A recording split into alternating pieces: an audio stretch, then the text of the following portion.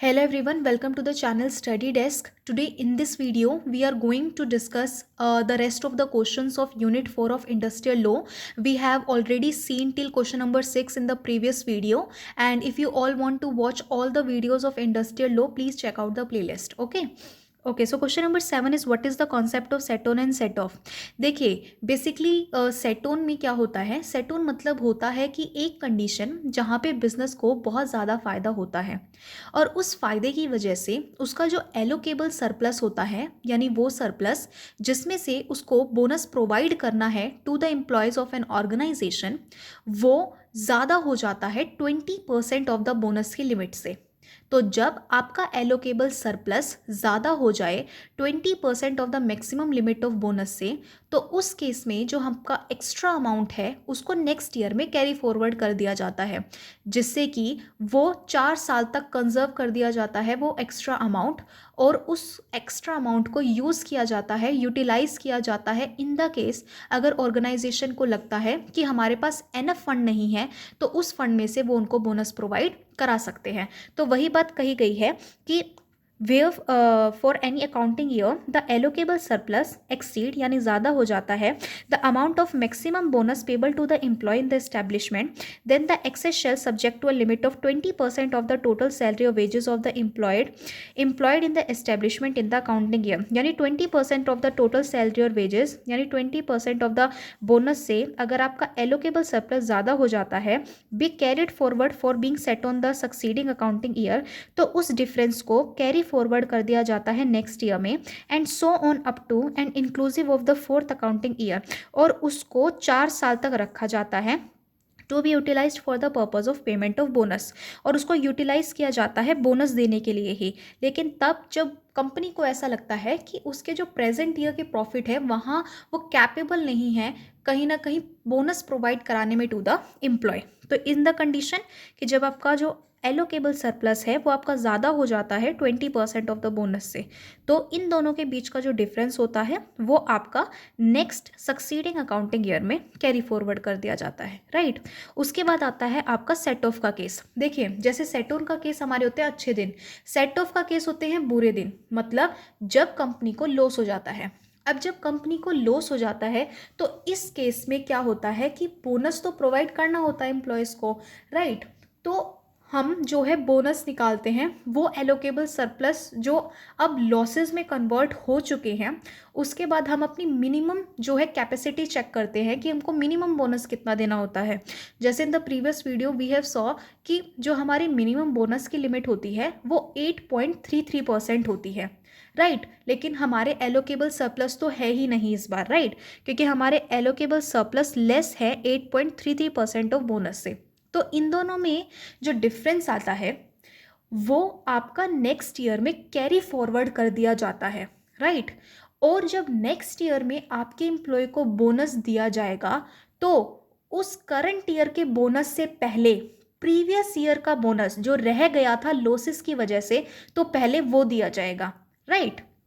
Okay, तो set off where for में accounting year there is no available surplus और the allocable surplus in respect of year falls short of the amount of minimum bonus payable to the employees in the establishment, and there is no amount of sufficient amount carried forward and set on which could be utilized for the purpose of payment of the minimum bonus, then such minimum amount और deficiency, अब जो भी allocable surplus तो हुआ नहीं है, तो losses की वजह से जो एक minimum bonus amount है वो हम नहीं दे पाए, तो उस amount को next year में carry forward कर देंगे, उस deficiency को as the case may be shall be carried forward for being set off in the succeeding accounting year and so on up to and inclusive of the fourth accounting year, right. Where is an accounting year any amount has been carried forward for set on and set off, then in calculating bonus for the succeeding accounting year the amount of set on and set off carried forward from the earliest accounting year shall first be taken into consideration। तो उस succeeding accounting year का bonus निकालने से पहले previous year का जो भी set of या सेट ऑन के केस का अमाउंट है उसको जो है सेटल्ड किया जाएगा, राइट। तो आप सबसे पहले करंट ईयर में जो बोनस दोगे वो नहीं देना, बल्कि वो बोनस देना है जो आप प्रीवियस ईयर में कहीं ना कहीं नहीं दे पाए because of the losses. Okay, उसके बाद आता है आपका question number 8, how is bonus calculated under the payment of bonus act. Okay, so bonus payable under the payment of bonus act is linked with profit. तो हमारा जो bonus होता है वो बेसिकली प्रॉफिट से कनेक्टेड होता है। जैसे मैंने आपको बताया था कि सबसे पहले हम ग्रोस प्रॉफिट निकालते हैं। So the employer has to calculate the gross profit of his establishment in the manner specified in section 4। हमने सेक्शन 4 में पढ़ चुके हैं हम ऑलरेडी प्रीवियस वीडियो में।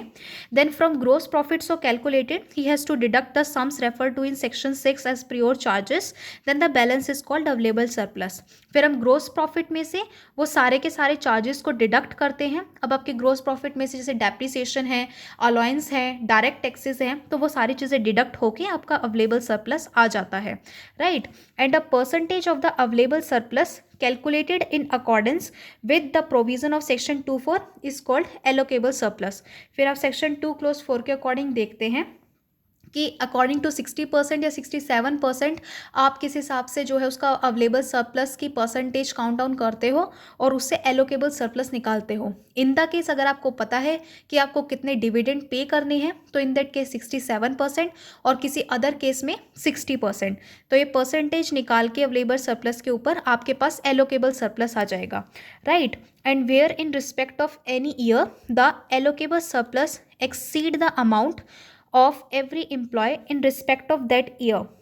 bonus in proportion to the salary or wage earned by the employee during the year subject to a maximum of 20% of such salary or wage। और फिर उसके अकॉर्डिंग डिसाइड किया जाता है कि आपके जो एलोकेबल सरप्लस है वो आपके 20% ऑफ मैक्सिमम बोनस से ज़्यादा है या आपके 8.33 मिनिमम बोनस से कम है। अगर आपके 20% से ज़्यादा है तो इन दिस केस आपका जो एक्स्ट्रा अमाउंट है वो नेक्स्ट ईयर में कैरी फॉरवर्ड कर दिया जाएगा और यूटिलाइज किया जाएगा। लेकिन अगर आपका एलोकेबल सरप्लस 8.33% से कम है तो इन दिस केस जो भी आपका डिफरेंस है वो नेक्स्ट ईयर में कैरी फॉरवर्ड किया जाएगा और उस करंट ईयर का बोनस देने से पहले प्रीवियस ईयर का बोनस जो कहीं ना कहीं नहीं दे पाए थे बिकॉज ऑफ लॉसेस, सबसे पहले उसको जो है सेटल डाउन किया जाएगा, right.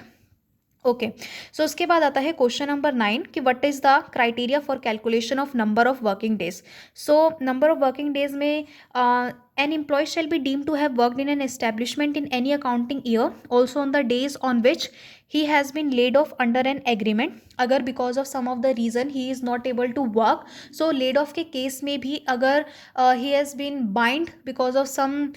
policies rules and regulation, तो उस दिन के जो उसका काम है उसके भी उसको सैलरी एंड वेजेस मिलेगी और वो भी as a working day count किया जाएगा। He has been on leave with salary और wages because of some of the reason उसने लीव ली है बट वो पेड वेजेस और पेड लीव है, यानी उस छुट्टी के भी उसको पैसे मिलेंगे, तो वो दिन भी as a working day count किया जाएगा।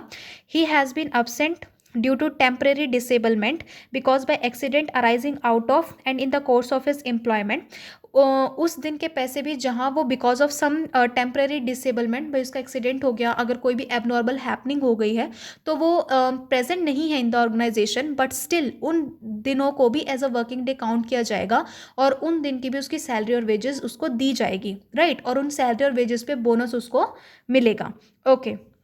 the employee has been on maternity leave with salary or wages during the accounting leave, like because some of the women who will become the mother in the nearby time, तो उस case में भी अगर उनको leave लेनी पड़ती है, छुट्टी लेनी पड़ती है, तो दे आर पेड और उन डेज को भी as a working day count करके उन पे सैलरी और वेजेस निकाली जाएगी एंड फर्दर वो बोनस की कैलकुलेशन में हेल्प करेगा। ओके, उसके बाद आता है question number 10, discuss the provision relating to adjustment of customary and interim bonus against the bonus payable. Okay, जो आपका इंटरिम बोनस है और जो आपका कस्टमरी बोनस है उसके बारे में बताना है। Okay, when an employer has paid any puja bonus और any other customary bonus to an employee, a part of the bonus payable under the payment of bonus act to an employee before the date on which such bonus become payable, then the employer is entitled to deduct the amount of bonus so paid from the amount of bonus payable by him to the employee under the payment of bonus act in respect of that accounting year, and employee shall be entitled to receive only the balance। in the case कि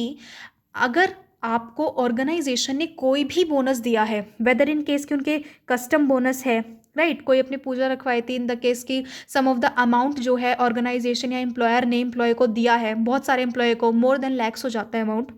तो ऐसा जो bonus जो आपको उस date से पहले मिल गया जिस डेट पे इन एक्चुअलिटी आपको सैलरी प्लस बोनस मिलना था, तो जिस दिन आपको स्टैचुरी बोनस यानी वो बोनस जो इन एक्चुअलिटी आपको उस दिन मिलना था for the hard work that you put in the organisation, तो उस स्टैचुरी बोनस में से आपके कस्टमरी बोनस यानी वो बोनस जो कंपनी ने आपको पहले दे दिया उसका अमाउंट डिडक्ट कर लिया जाएगा, right. Okay, so payment of any customary bonus such as attendance bonus मिला है, फेस्टिवल है तो उस केस में आपको कुछ बोनस दे दिया और that like, so does not absolve the management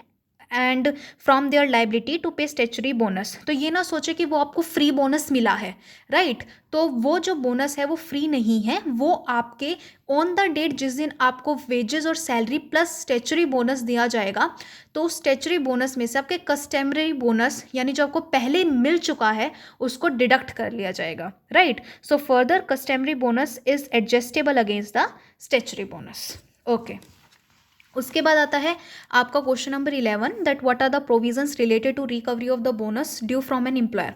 in the case कि आपको बोनस मिलना था किसी भी एम्प्लॉय को और नहीं मिला, तो आप क्या क्या एक्शंस ले सकते हो अगेंस्ट द एम्प्लॉयर यानी against the organisation. Okay, so where any money is due to an employee by way of bonus from his employer under a settlement or an award or agreement, कि आपको under an agreement मिलना था but नहीं मिला, so the employee himself और any other person authorised by him in writing in this behalf, और in the case of death of the employee, अगर employee की डेथ हो जाती है तो उसका साइन या उसका जो हायर है without prejudice to any other mode of recovery, make an application to the appropriate government for the recovery of the money. तो एक एप्लीकेशन जो है सबमिट कराएगा अप्रोप्रिएट गवर्नमेंट को, जैसा मैंने आपको बताया था पिछली वीडियो में कि जो हमारी अप्रोप्रिएट गवर्नमेंट होती है वो सेंट्रल गवर्नमेंट होती है या फिर आपकी स्टेट जो आपकी गवर्नमेंट ऑफ द स्टेट होती है, राइट तो उसको एप्लीकेशन देगा। And if the appropriate government और such authority as the appropriate government may specify in this behalf is satisfied that any money is so due, अगर उनको लगता है गवर्नमेंट को कि हाँ सही में पैसा रहता है